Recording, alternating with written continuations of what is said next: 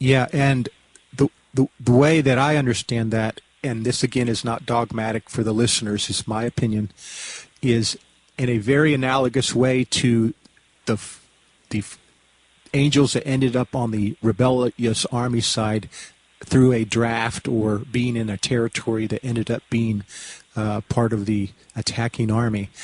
The good angels that were in a territory that ended up being part of the good army, or that were drafted into the good army. But the whole issue that we're talking about here is free will. Any angel at all that had not made a free will choice, right, would need to, and they would, by whatever method, eventually end up in an Adam man flesh body here with their, quote, junk DNA turned off so they don't remember who they were. Mm-hmm. And that is both good and bad angelic spirits and souls were put, actually, let me clarify, angelic souls were put into Adam man bodies. I do believe the spirit is a different issue, having talked with Pastor Wilhelmsen, that the spirit is in fact either dark light of the enemy or light of Jesus. So I wanted to clarify that distinction. But the souls of the angels that did not make a free will choice were then later required to serve this training ground, this prison planet, ultimately. I've got something I've got to read to you, because I sent this to you a long time ago, but I think you misplaced it or never got it. I'm going to pull it up real quick. You'll hold on just a second. Okay. Because this information is going to clarify all of what you just said, and it's going to tie a lot of all this together. Because one thing that people forget is that even though we have a tendency towards good or evil, we have both with us. We have the dual nature, the duality with us. And I'm going to read something. It's like, in Daniel, it talks about he saw a watcher and a holy one that came down. And what he's talking about, what Daniel is talking about in that particular passage, is about how we have an angel on our left side, which is a wicked angel, and an angel on our right side, which is a good angel, and that we can follow either or, and that is the free will determination. So I'm going to read this to you, and then I'm going to get you to comment on this, Paul. This is from a book that most people have never heard about. It's called The Shepherd of Hermas. And this is mandate number 6. It says this: I charge thee, saith he, in my first commandment, to guard faith and fear and temperance. Yes, sir, say I, but now, saith he, I wish to show thee their powers also, that thou mayest understand what is the power and effect of each one of them. For their effects are twofold. Now they are prescribed alike to the righteous and the unrighteous. So all people have this that I'm about to describe. Do thou, therefore, trust righteousness, but trust not unrighteousness. For the way of righteousness is straight, but the way of unrighteousness is crooked. But walk thou in the straight and level path, and leave the crooked one alone. For the crooked way has no tracks, but only pathlessness and many stumbling stones, and is rough and thorny. So it is therefore harmful to those who walk in it. But those who walk in the straight way walk on the level and without stumbling, for it is neither rough nor thorny. Thou seest then that it is more expedient to walk in this way. I am pleased, sir, say I, to walk in this way. Thou shalt walk, he saith. Yea, and whosoever shall turn unto the Lord with his whole heart shall walk in it. Hear now, saith he, concerning faith. This is the important part. There are 2 angels with a man, one of righteousness and one of wickedness. How then, sir, say I, shall I know their workings, seeing that both of these angels dwell with me? Hear, saith he, and understand their workings. The angel of righteousness is delicate and bashful and gentle and tranquil. When then this one enters into thy heart, Forthwith he speaketh with thee of righteousness, of purity, of holiness, and of contentment, of every righteous deed and of every glorious virtue. When all these things enter into thy heart, know that the angel of righteousness is with thee. Then these are the works of the angel of righteousness. Trust him, therefore, and his works.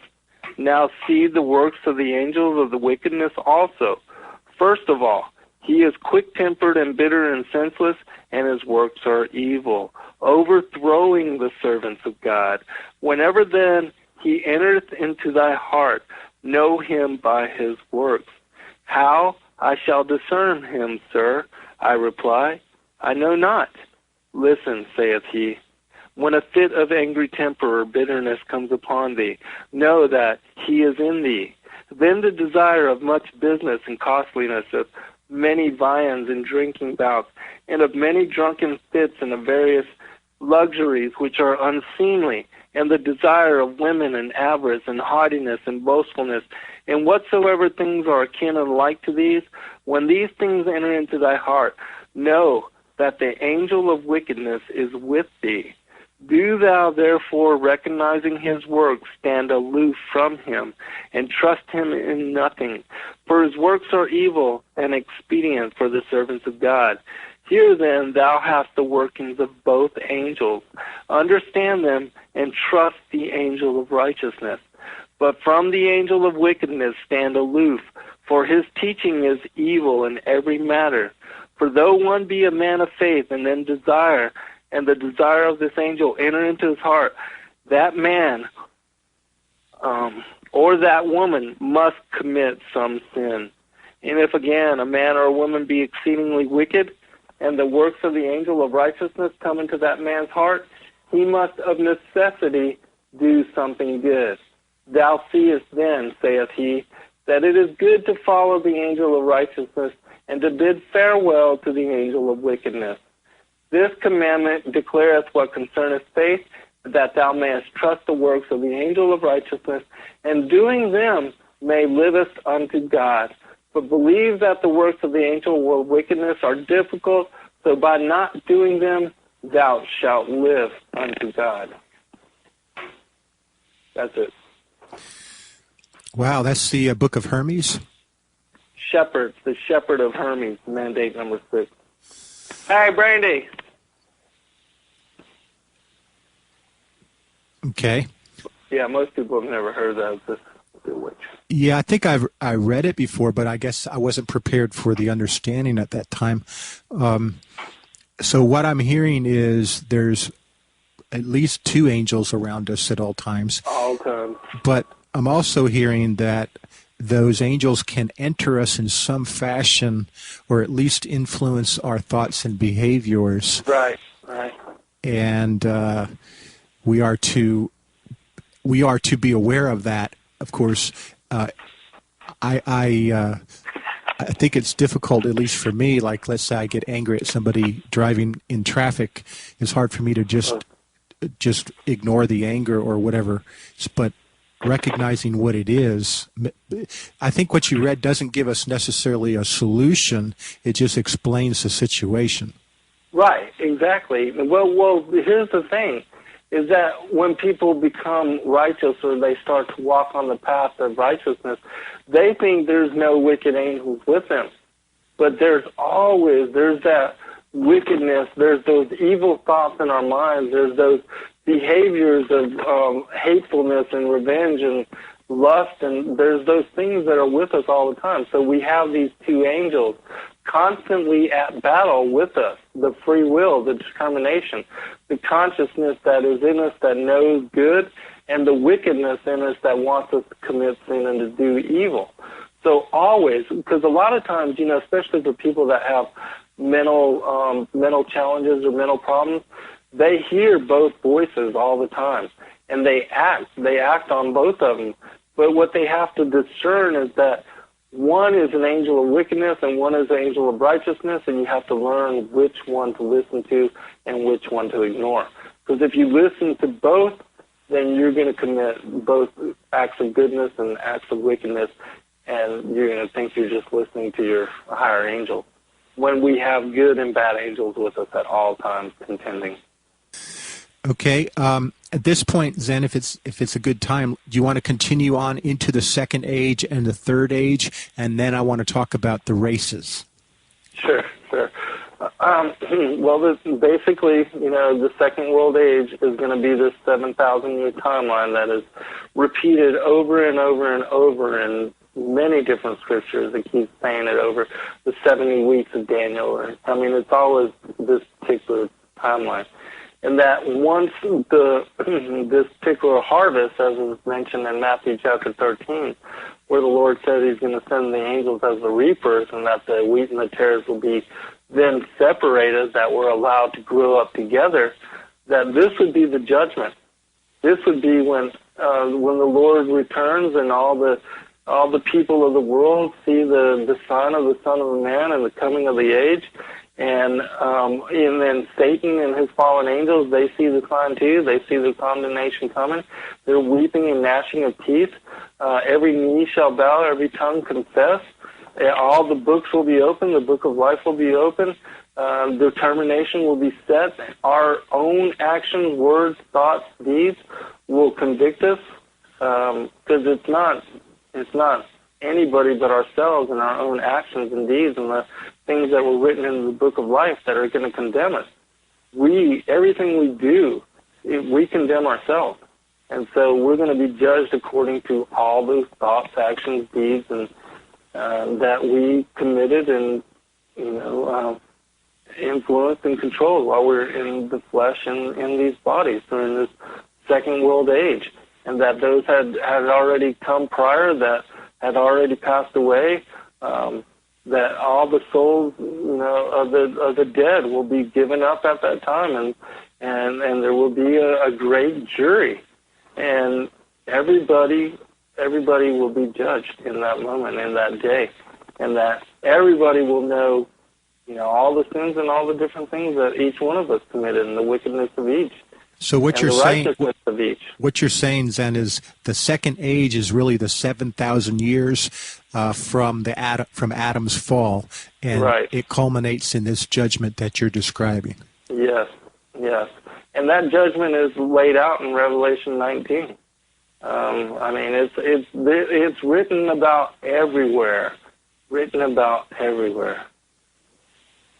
Okay, so is it 6,000 plus 1,000 of the new millennia? Yes, but there's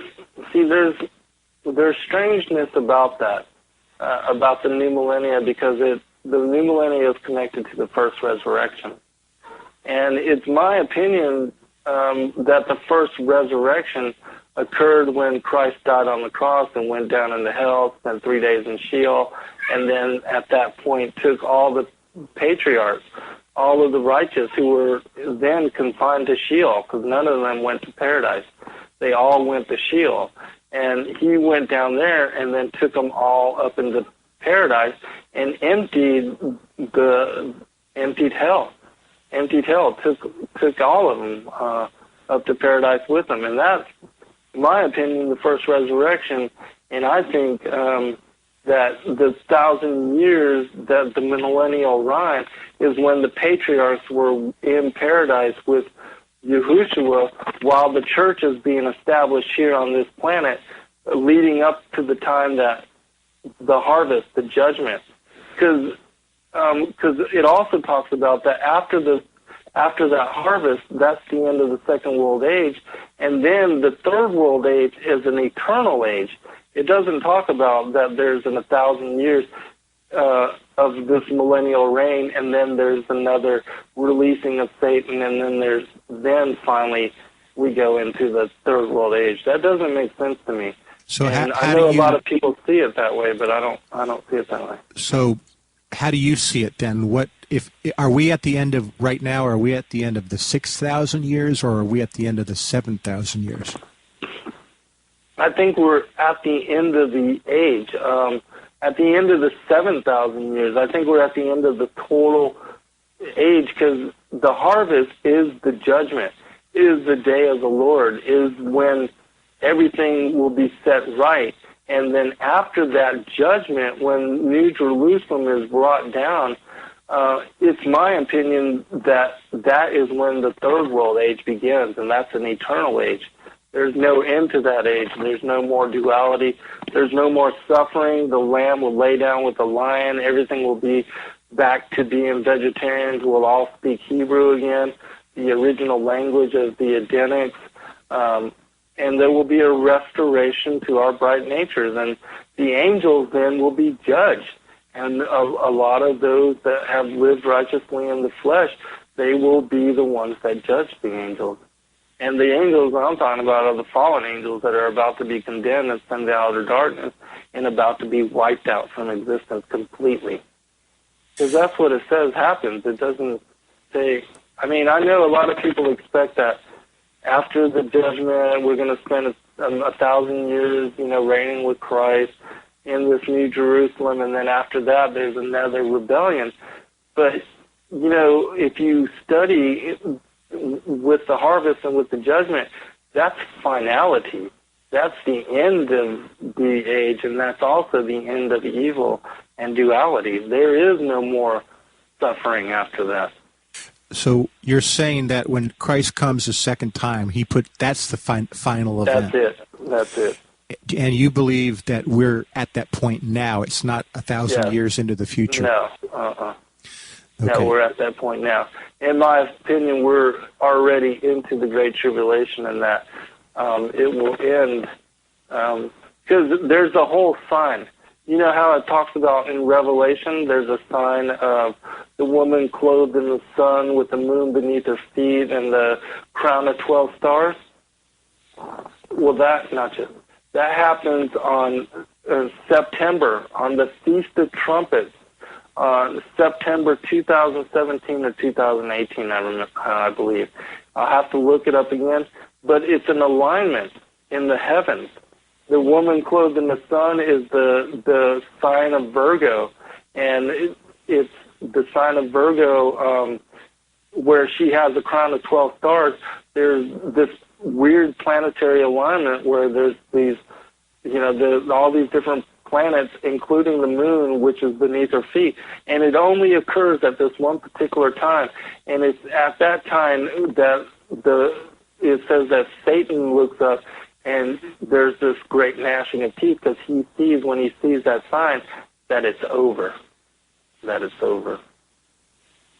Yeah, that's interesting. In fact, that aligns perfectly with the research of Stuart Best and his DVD, The Omega Code. Oh, really? I haven't seen that one. Oh, you have to watch that one. He shows through multiple cycles. They all converge at 2017 or 18, right in that point. Exactly. I totally agree with that. Even Daniel's timeline, it ends then, too. Yeah. It's 70 weeks from the commandment of the Jerusalem being called forth, 1947, And I'm in agreement with you also, Brother Zen, that the tribulation has started. I think our calendars have been altered. And according to the research of David Flynn, his book, The Temple at the Center of Time, which also is hard to refute, it would appear that the tribulation started July 11th, 2009.